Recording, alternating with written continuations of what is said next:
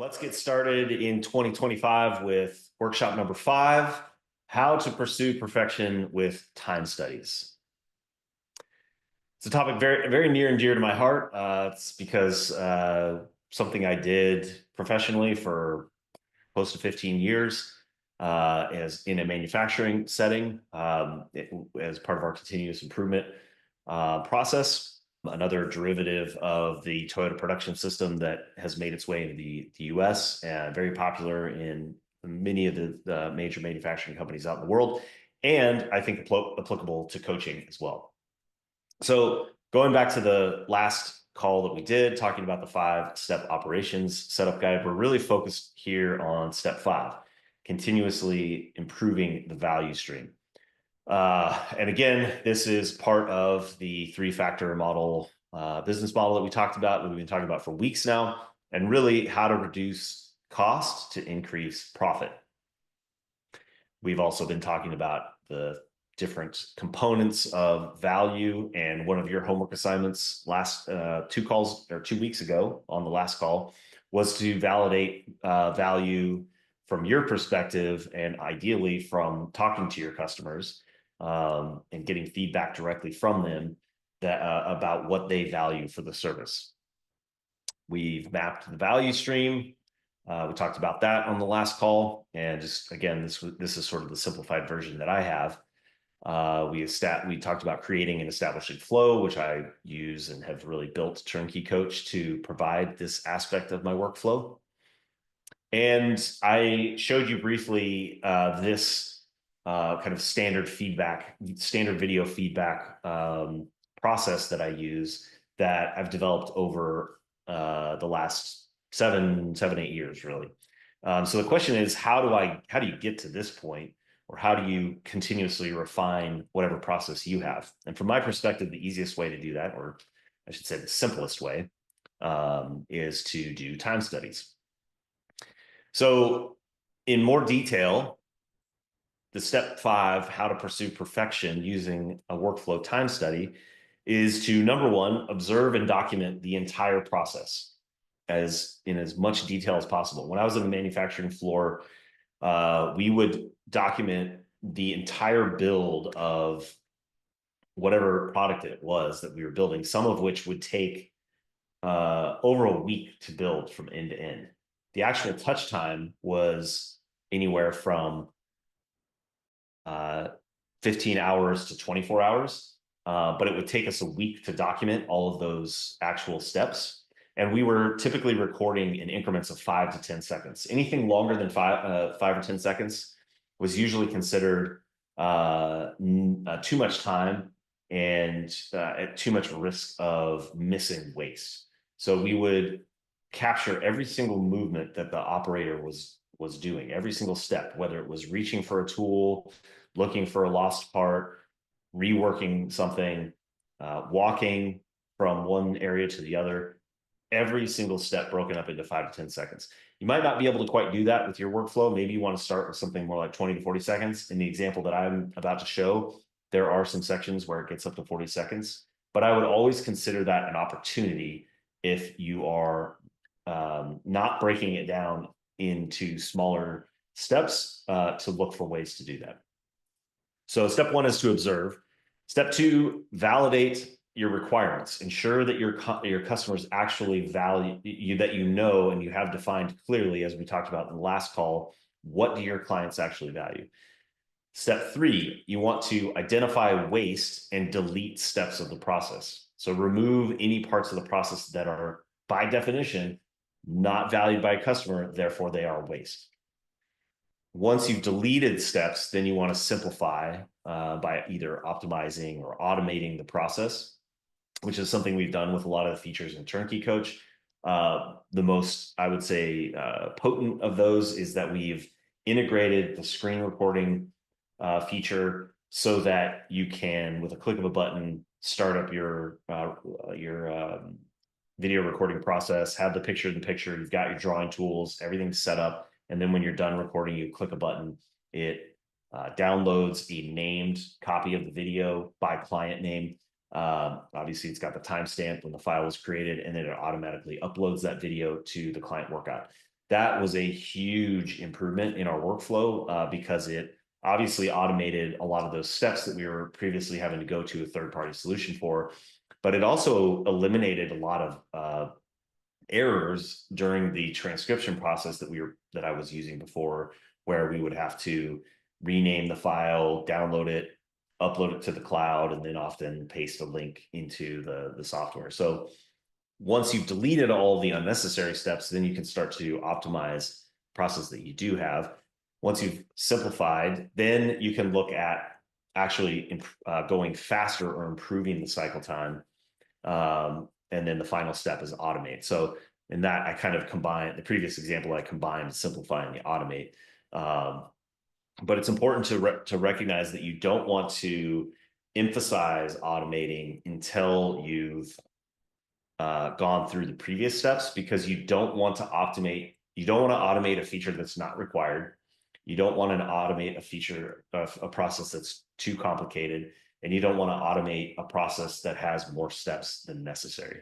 So this is a kind of a combination of steps I blended from things that are common to hear in the lean manufacturing world, as well along with an interview that I saw with Elon Musk, where he talked about the validate, delete, simplify, accelerate, and automate in that sequential order, which I thought was really a powerful mental model. So once you just to give a little bit more detail on things to look for, and specifically how to identify waste. So yes, we talk about first defining value from your customer's perspective, and anything that's not value is by definition waste. But you can drill down a little bit deeper with this handy dandy acronym called downtime. This is straight out of lean manufacturing tools, where they have the 8 types of waste that you can look for proactively, with these tools or just with these categories, in order to find ways to eliminate waste or eliminate wasted time.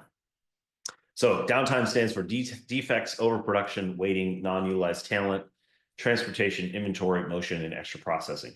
Some of these you might think aren't applicable, and that's probably true. Transportation in a online coaching environment, probably not a huge deal, unless you're for some reason having to go to different rooms, or you're working somewhere else. I don't know. That one's probably a bit of a stretch to apply.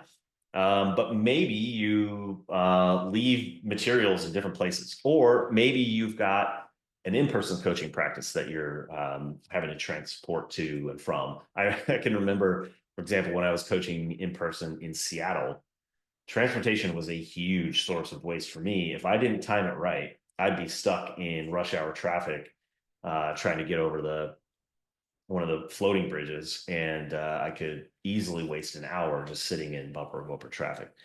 But starting back from the top, defects are anything that doesn't meet quality standards. So you might have to do a little bit of work to figure out exactly what those requirements are. I would go back to, again, your value definitions. But a concrete example that was eventually solved by us doing the integrated screen recording, going back to that feature, is that it was not uncommon for me to upload the wrong video. And it was one of the most embarrassing things that I felt like I could do as a coach, was to give one client another client's feedback video for a number of obvious reasons. Clearly, it's a mistake, but I think it undermined trust. It breaks this. It's not really an illusion, but it sort of like interrupts the relationship, where I think one of the powerful things about online coaching with the way that we do it is that it feels like you've got this very personal one-on-one connection with your client. From the client's perspective, you're the only person that you're talking to, that, the relationship is one-on-one. They have no idea that you have 50 other clients or however many other clients. And breaking that kind of barrier, I always felt like was a huge breach of trust. And I always felt a lot of embarrassment. And then, of course, it also then created more work where you have to go redo the video. So there were other errors that would happen like that. And you want to ideally eliminate all of those defects. Overproduction, that's going to be producing more goods than can be sold or than is needed.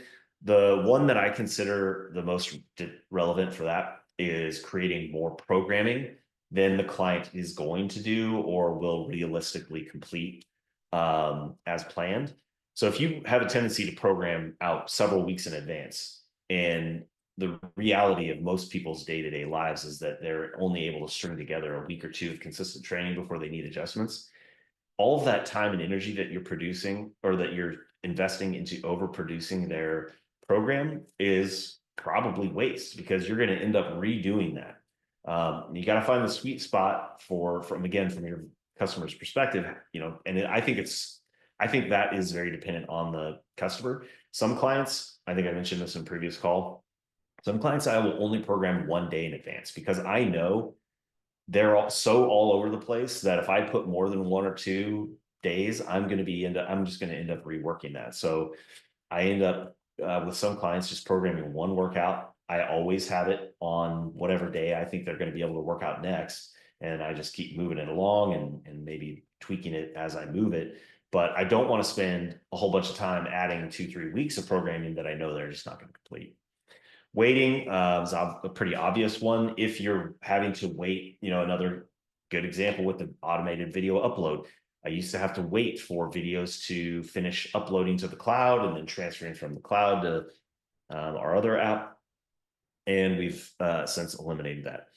Non-utilized talent, that one could maybe seem confusing, but this is if you've got some sort of a skill set, or it could be information that you're not using. I think a great example within Turnkey Coach is that we obviously track PRs automatically, and not using that, I think, is underutilized resource, or it's potentially, I could consider that waste because you have this opportunity to visualize their progress and add that as a feature or as value to the client's experience. And not using that is a missed opportunity. Another might be that if you've got a particular coaching skill set that you aren't using, that could fall into that. We talked about transportation. Inventory could be an interesting example of that to me, that I've noticed a lot of coaches turn off the missed workout notifications. So you do have this inventory of notifications that are getting ignored. I would consider that waste because it's a missed opportunity to add value to the client's experience by demonstrating that you're paying attention to their missed workouts and following up, however brief that might be. That could be debated. Maybe your clients don't consider that value. So that's where you have to always come back to the value from the perspective of the client. Motion. This is going to be any unnecessary movement, and it can get down to a ridiculous level of detail. I know of some manufacturing facilities that would actually track the assembler's eye movement and organize their workstation to minimize the number of the distance that they would have to move their eye, which would also translate to how far they'd have to move their hands. That one I personally worked on frequently, was setting up the workstation so that everything was always within hand's reach. All the parts, all the tools, and all the material that they needed to use was always readily available. You can do the same with your workstation. A simple example might be some coaches we've talked to in the past have worked on a couch, and they're kind of laid back and they're just kind of not ergonomically optimized for their workstation. Whereas you can really set up your monitor, your keyboard, your mouse, and really drill into that level of detail to make sure your hand movements are optimized. A very simple but practical example of that I would highly recommend to anybody out there is to make sure that your keyboard has a number pad on it, or that you have a Bluetooth number pad hooked up to your computer, rather than trying to go type on all the numbers at the top of the screen. Unless you're one of those hyper good think typers where where all the number keys are, I think the number pad is significantly faster for programming. Last but not least would be extra processing. So this is, again, where you have to go back to the client value. if let's say you're creating 10-minute videos, but your clients only really wants to listen to 5 minutes of you talking, that's extra processing. You're providing way more value or you're investing way more work into the product than the customer wants. All right. So time study. How do I actually go about doing it? I do it just like my workouts. Step one, set up a camera so that you can see all of your hands, the mouse, the keyboard. You can see the whole keyboard. You can see your whole screen. Um, and anything that you're using, like maybe if you've got, some people might have a notepad, make sure you can see everything that you're doing with your hands so that you can identify all the different types of waste. Make sure that you can see the screen well enough that you can actually, again, drill into the detail at that 5 to 10 second level. So that you want to actually be able to see, what is it that I'm looking at? What is it that I'm typing? What clients am I working with? I actually like to track that level of detail as well. And start recording and record your entire work session in an uninterrupted flow. You can see in this example, I'm at 5 minutes and 40 seconds of a 40-minute work study session. I tend to think you're going to, at a bare minimum, you're going to want to have at least 20 minutes of video, I would say. Or another way of thinking about it is you're going to want to see at least 10 iterations of whatever your workflow is. And if you do programming separate from your feedback, then you're going to want to have 10 feedback examples and 10 programming examples. And for me, because I do the integrated feedback and programming the vast majority of the time, I just make sure that I have 10 of those iterations. But you also want to make sure, start the recording before any of your setup as well. Like, make sure any time that you spend getting your computer set up, opening up the software, logging in, checking DMs, clearing whatever notifications that are in your queue. You want to get everything. Do not leave anything to guess, and make sure that you've captured really all of your repetitive workflow in one continuous video.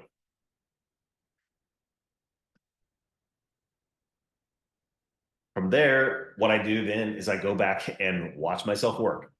This is where it becomes simple, hard, and then effective, where you've got to go in and painstakingly document every single task that you perform. I like to start by just recording the task, the start and the stop time. I have a spreadsheet that automatically calculates the duration, and then I'll add little notes on the side as I'm going. The nice thing about having it recorded is you can stop and start the recording as needed to capture detail or go back and rewatch. But you can see most of the duration here, with the exception of a few, are kind of in that 10-second range. If I were to go back and do this observation again, I would force myself to tackle some of these 44-second, 58-second, 43-second time chunks and see if I can drill down and make that even smaller. So you can see, for example, I think I did 28 seconds on the squat review for this coach, or 44 seconds on the deadlift review down here on step 90. I probably need to make that a smaller piece. Like, what is it exactly? Did he spend a certain amount of time on setup? Was there a specific error that he spent on? Focusing on errors is one that I find coaches tend to over process. Think about it from a client's perspective. They want to know what to do, and they want a cue to take into their next session. They don't need to go full John Madden. Now, every once in a while, maybe you need to give them a little bit more detail. You want to demonstrate a little bit more ability. But most of the time, you probably don't need to be spending more than 20, 30 seconds at most, I would think, providing that feedback. Typically, what I'm seeing here is, at least you're going to spend at least probably the duration of the video watching the lift. So that's where I kind of got a little bit loose on these, is most clients are posting something between a 30 and a 45 second video, and you're probably going to want to at least watch the entire video. So there might not be an opportunity to adjust that, but that's something I might look at next time around. But point of this is that I went through, documented every task, identified it as non-value or value added, non-value added but necessary, and non-value add. And then I also categorized it based on the value categories of technical feedback, support, and programming. So from that, then I get some really nice data where I can see I spent this coach, this wasn't actually me, it was a time study of another coach. That coach spent 5 minutes providing technical feedback, 3 or almost 4 minutes providing the support kind of category, 3 minutes programming. And this is the entire work session, not just one client. This was, I think, 10 or 15 clients, something like that. And then there was 2 minutes and 44 seconds of non-value added but necessary. And for some reason, the non-value added is clipped off, but it was 23 seconds. So out of all this flow, 23 seconds was non-value added. That might not seem like a big deal, but this was 23 seconds out of 20 minutes of work. Now, expand that out to a year, and you're going to get a pretty big return on figuring out how to eliminate that 23 seconds. You're going to get a pretty big return on figuring out how to optimize this non-value added but necessary. If you can take 2 minutes out of this 5, 9, 12, 15-minute work session is what it was. So if you can eliminate 23 seconds out of 15 minutes and optimize 2 minutes and 44 seconds of your non-value added but necessary, and then maybe start to look at whether the cycle time from these can be either reduced or automated, that's where you start getting into the weeds of optimizing your work process. You also get the data back. This was data that I took with myself. I think in the previous presentation, I just showed a generic bell curve that was sort of free-handed, but I actually have concrete data from my actual recordings of how long I spent on each one. And you can, again, this is an opportunity just to kind of drill in, see where your averages are. Like I said in the previous video, it's somewhere between 1.5 minutes and basically 3 minutes, pretty consistently. So your homework, I'm running a little bit long here before Q&A, but your homework is to observe and document your entire process.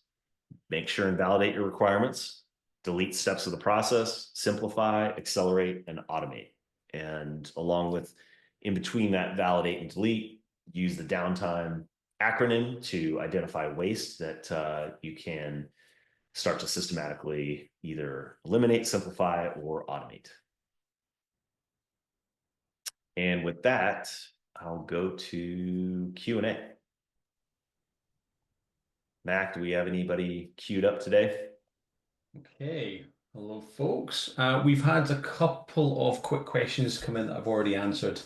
Okay. So guys, if you've asked a question and up to this point and you haven't received the answer, please let me know. But I've got 2 questions in there that are answered, and the decks are open. So if you have a question, if you go to the bottom of your screen, you'll see a Q&A tab. You can open that and type in a question, and then we'll take it from there. Yeah, one note, I see the question here on nutrition coaching. Can drill into that while we're here. One thing that's unique about what Turnkey Coach does is that we actually have 2 calendars for nutrition clients. So you can maintain the workouts on one calendar and the nutrition on a second calendar. So here is one of my strength and nutrition clients. They're on a 4-day split, and all of their lifting is on the barbell workout calendar. Then they also have a nutrition calendar that I can click over to.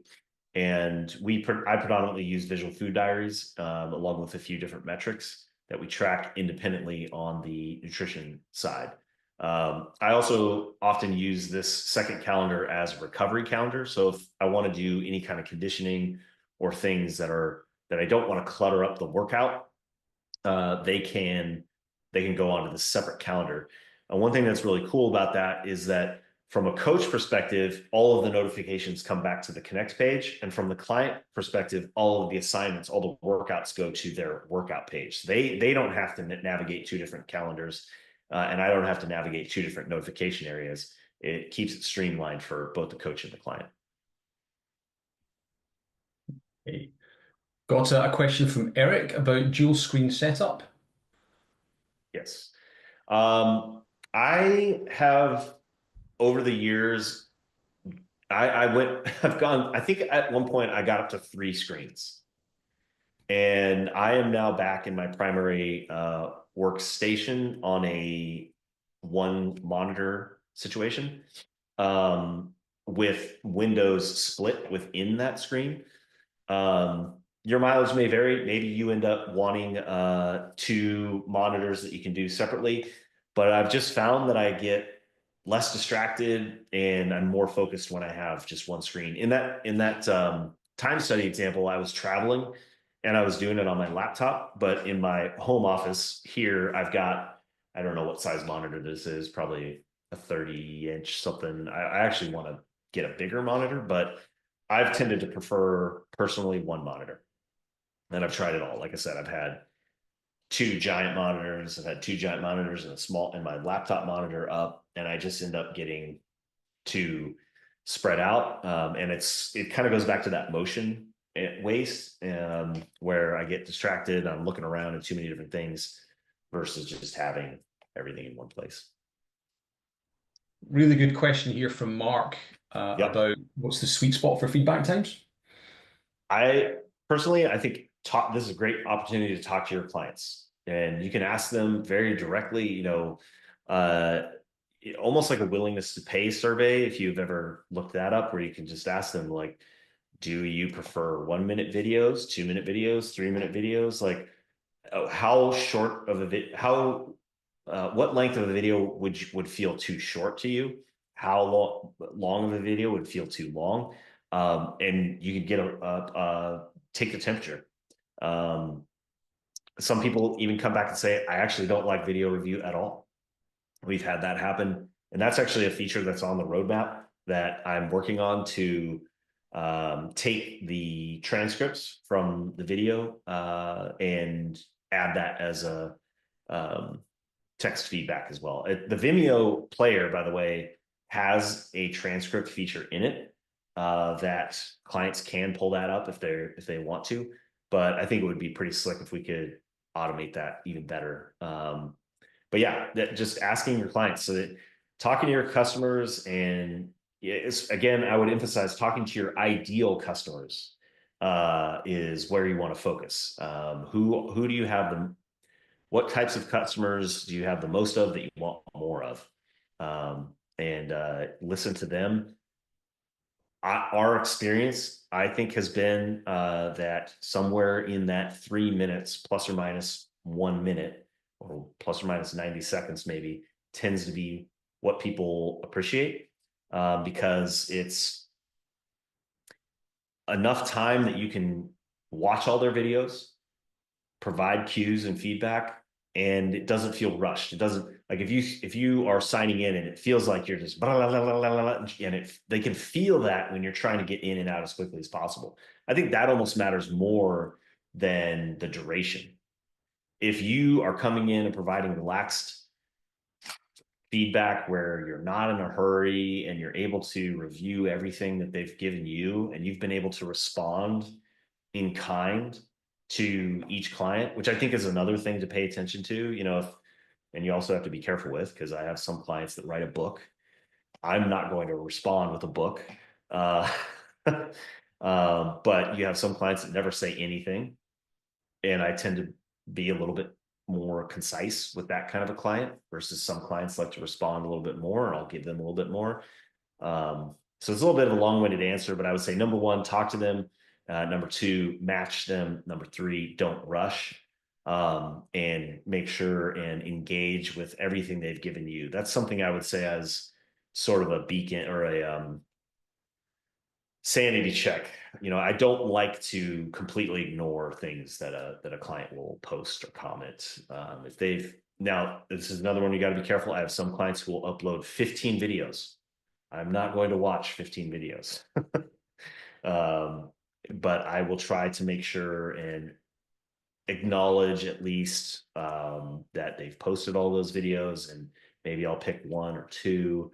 But that's something that you've got to figure out where the sweet spot is for you and your clients.